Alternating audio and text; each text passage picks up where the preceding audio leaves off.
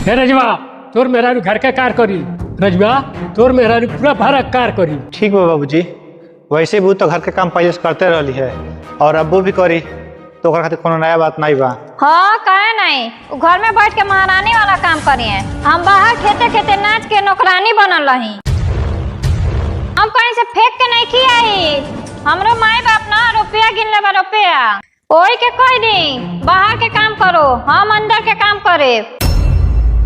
भाभी ऐसे काहे बोलते हो?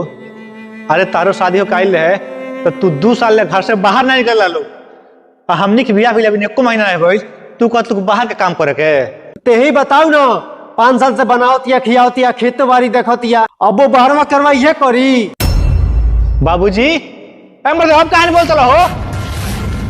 देखल वाला कहीं गांव में केहू घरे केना दूरी नहीं लोग बाहर काम करे। तोर मौगी नहीं हेरो बैठ के खात कर कह दे अपने मेहरा से बाहर के कार सब करी।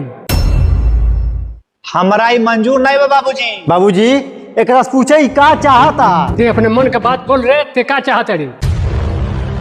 हम तो कुछ ना चाहते नहीं बाबूजी, अब भैया भाभी से पूछ लग लोग का चाहता लोग। ये का चाहिए उनको? हाँ बाबूजी तनी हमनिए को बोले दी, तोहनी के तो नहीं जानतनी, लेकिन हमनी के मर्दे मेहरारू अलगे रह जा।